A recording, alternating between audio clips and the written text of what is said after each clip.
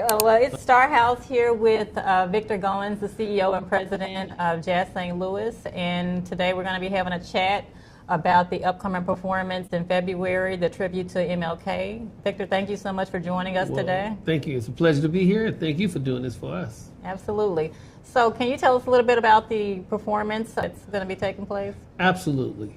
So first of all, the concert is going to be on February 20th and 21st.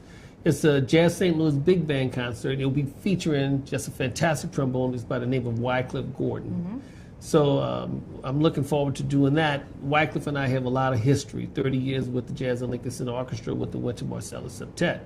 The piece, the MLK Suite, started really around 2018 when I was a professor at Northwestern University. And I wrote a piece for a quartet at the time for their MLK celebration. That was 7 movements. Well, we get to Jazz St. Louis, we have this big band, and there have been a lot of things written, but we just happen to be performing in Black History Month. Mm-hmm. Of course, Martin Luther King celebration was in January. I thought it might be a great opportunity to really work on my own writing skills as I write something that's going to be challenging for the big band. So I decided to orchestrate the MLK Suite for the Jazz St. Louis Big Band. Right. Now, you know, whenever you do those kind of things and you start writing, inspiration kicks in. So it was originally 7 movements, now it's 9. So it's expanded quite a bit. Okay, that's awesome. So it sounds like this is going to be something magical we can look forward to. So what can the audience expect to take away once they experience this performance? Well, the piece actually celebrates Dr. King. Okay. And it's written somewhat like the way the Baptist church service would be. You have a preacher or a minister, and you have a congregation. So the minister in this case is Victor Goines. The congregation is the big band and the audience. Okay. So co-signing is definitely permitted for those who come out and check it out and be a part of it, because inside of jazz, in general, you know, the people play a very important role in what the musicians are playing. It's not music that you sit down and just watch and let it progress. I mean, the way we play have a direct correlation to how they respond to what we play. Okay. Now, because it highlights Dr. King's life, and he was obviously a minister, it has a lot of the tradition from the church tradition inside of the music, the Baptist church. So we have hooping and hollering, we have the sermon take place, we have call and response, a lot of celebrations. We go through a series of movements. There's one movement that I newly composed entitled Mrs. King, because Mrs. King was a very important part of Dr. King's life. There's a piece called Good Trouble to highlight what took place at the Pettus Bridge in the march across from Selma to Montgomery. There's another one called When They Struck Him Down, which is the assassination of Dr. King at the Lorraine Hotel. And then finally, it ends in a celebratory thing, which is entitled Yes, He Lives Forever. Because in New Orleans tradition, which is my hometown, we actually have a dirge or a sad piece for someone when they pass, which is when they struck him down. But then we come back with a celebratory up-tempo piece that celebrates the fact that, yeah, he was struck down and he's leaving this particular situation we're in here, but he's gone on to a better place. So it highlights different things. We also have a movement called the Long Hard Road. That was the March to Washington.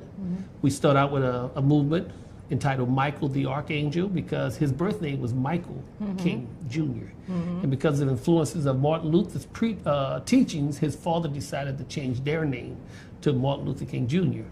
So fortunately, with everything I do, whenever possible, I try to do some research on it and expand my knowledge of not just the music, but my life and the world around us, because the music should be a part of what took place in the world before us and where we would like to see it go in many, many ways. Oh, sounds very powerful. So I know Jazz St. Louis, they are such a huge community component in education and outreach. How does the mission of Jazz St. Louis align to this performance and the legacy of Dr. King? Well, it certainly has been educational to me as a student of life. In terms of Black History Month, it celebrates one of our great leaders and one of the great people in the world. So it gives a chance for us to educate our students, our community, our musicians, and any and everyone who attends this particular performance. So it's always about people learning more about where they came from so they can know where they can go to. Absolutely.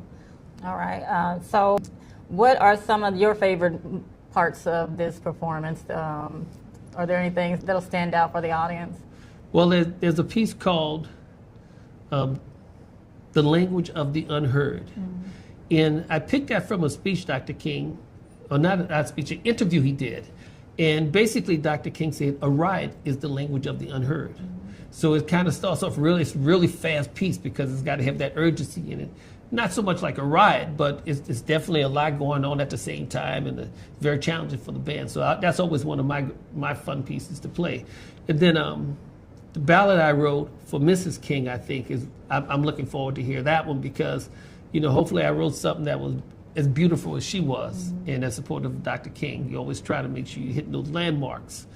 Good Trouble is really about the congregation marching across the bridge. The way they do in the Baptist church service, So that's great. It's all has a potential to be a truly meaningful performance. And fortunately, I have the right people involved in it. The Jazz St. Louis Big Band. I've seen the band grow over the 3 years I've been here and worked with them. As I consider writing this piece, since I don't really have a Baptist church background, and I was writing the music, I was like, this is okay, but I need somebody who understands the tradition. So I said, let me call Wycliffe Gordon. So I called Wycliffe Gordon. I said, hey, look, I need you. I need you right now. I need you to come and do this concert on February 20 and 21st. He said, I'll be there. So that's going to bring a whole nother dimension to that tradition, to the music, And it's just always fun to see how much you can get inside of the image of what you're trying to play. Art and jazz has played such a role together. So in an ideal situation, I would like for people to be able to close their eyes and go on a journey and be able to see all of the different events that we're trying to have take place inside of the music. Okay, nice. So with everything that's going on in our country right now, do you think it'll align with some of the challenges we're facing right now? I hope it will represent the type of struggles that Dr. King stood for and was very instrumental in moving forward, whether it was voters' rights, whether it was against equality for blacks and for all. Dr. King did a lot for that. A lot of people died for that. So I'm hoping it will raise the awareness, not only of some music that is being performed on one night, but then it will actually inspire people to go do some research about the different highlights I tried to address inside of the piece. Oh yeah, there'll be plenty to research. Sounds like. Okay, well, it's been an absolute pleasure speaking with you about the performance coming up right here at Jazz St. Louis, February 20th through the 21st. Yep. So grab tickets. 7:30 p.m. 7:30 p.m. Support Jazz St. Louis, all the amazing things that Victor and his team and folks are doing. And so thank you for having us today. Thank you. It's such a pleasure to speak with you.